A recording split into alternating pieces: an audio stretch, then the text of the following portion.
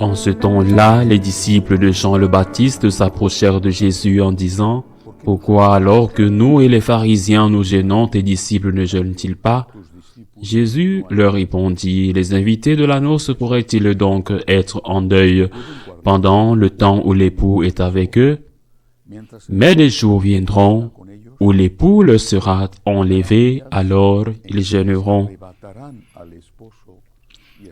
Acclamons la parole de Dieu. Sûrement, ces disciples de Jean-Baptiste n'auraient certainement pas dit la même chose s'ils avaient connu Saint-Pierre d'Alcantara. Par exemple, dont Sainte Thérèse de Jésus a dit, « Il semblait fait de racines d'arbres, car c'était un homme qui vivait dans une pénitence continuelle. » Ou le maître de Saint-Pierre d'Alcantara, le fondateur des franciscains, Saint-Pierre d'Alcantara était franciscain.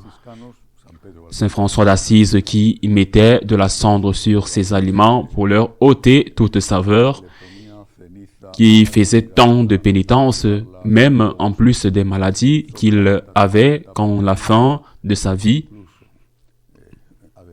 arrivait. Il demanda pardon à son corps et il lui dit, « Frère Anne, je t'ai traité très mal. » Et la dernière chose qu'il a demandé fut quelque douceur qu'il aimait beaucoup et qui avait été préparée par l'un des grands amis de l'ordre franciscain naissant, Jacoba de Sette Soli.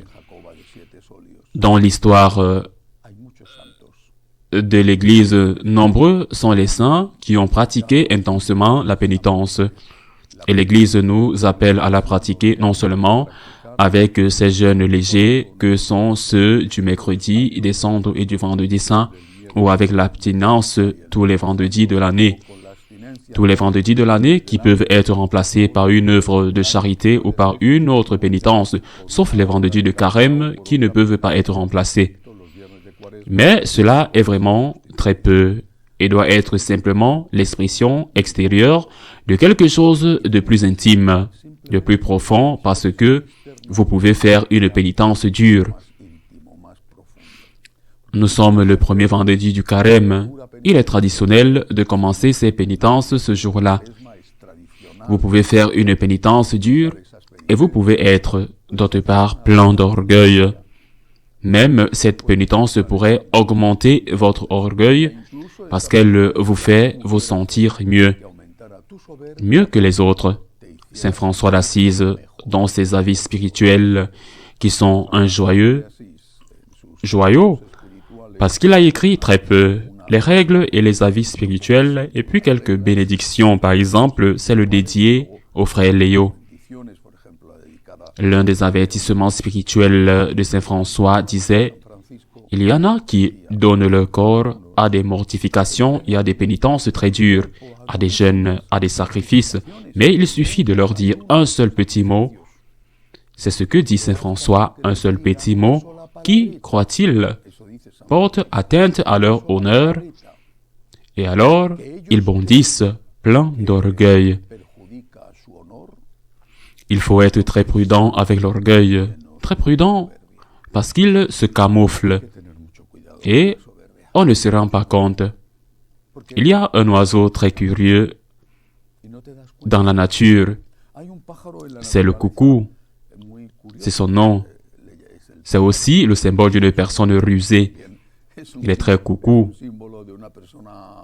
Eh bien, le coucou est un oiseau qui ne fait pas le nid. C'est un oiseau qui ne s'occupe pas de ses enfants, mais il a évolué de telle manière que lorsque c'est un oiseau de taille moyenne, ce n'est pas un grand oiseau, évidemment, mais c'est un oiseau de taille moyenne, et lorsque d'autres oiseaux, plus petits que lui, font des nids, en l'absence du mâle et de la femelle, parfois même en les repoussant avec sa force, il pond un œuf dans ce nid.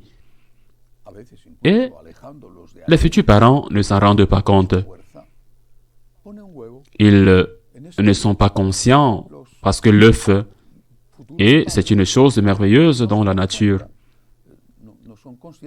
ressemble aux œufs de ces oiseaux qu'il utilise dans le nid, un œuf de la même taille, parfois même avec les mêmes petits pois, la même couleur, alors ces deux-là, l'oiseau mâle et l'oiseau femelle couvent, nourrissent, quand tous les oisillons sont nés.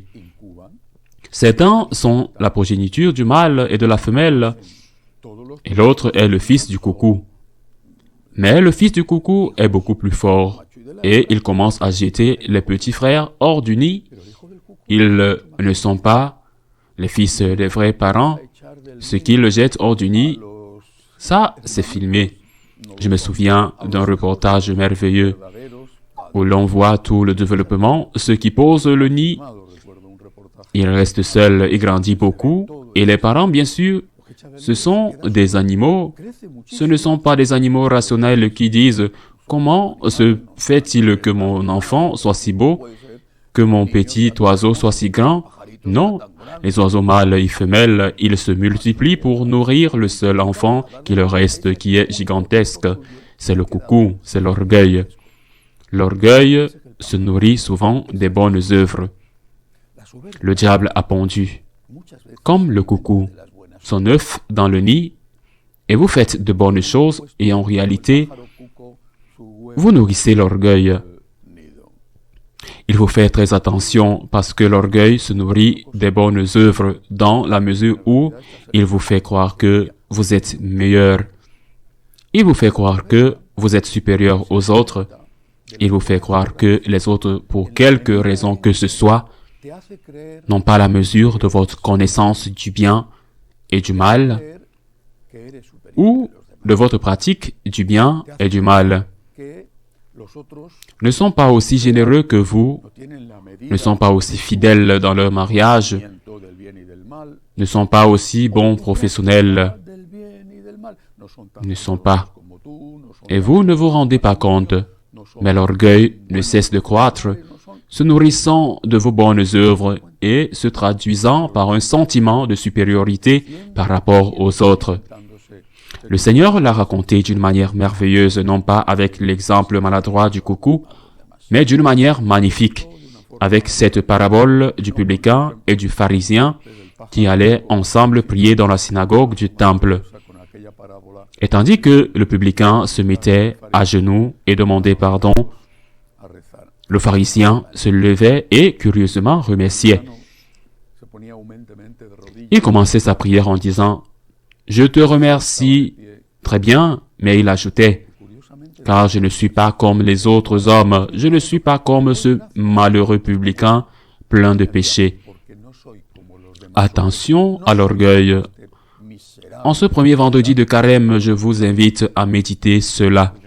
Le jeûne, l'abstinence, le sacrifice, la pénitence sont aussi pour nous, chrétiens, catholiques, et c'est pourquoi j'ai cité tant de saints merveilleux qui ont fait de grandes pénitences. Mais attention, parce que la pénitence est plus importante que nous devons faire. Et la pénitence du cœur, c'est-à-dire la pénitence du cœur est celle du cœur, c'est-à-dire ne pas penser que nous sommes meilleurs que les autres, et si nous faisons quelque chose de bien, ou même de mieux que les autres, parce que bien sûr, il y a des choses que nous ne faisons pas, du moins c'est la grande majorité, eh bien, mais si nous faisons quelque chose de bien ou de mieux que les autres, c'est une pure grâce de Dieu, tout est grâce. Sans la grâce de Dieu, nous ne pourrions pas non seulement faire le bien et éviter le mal, mais nous ne pourrions même pas souhaiter faire le bien et souhaiter éviter le mal. Ainsi soit-il.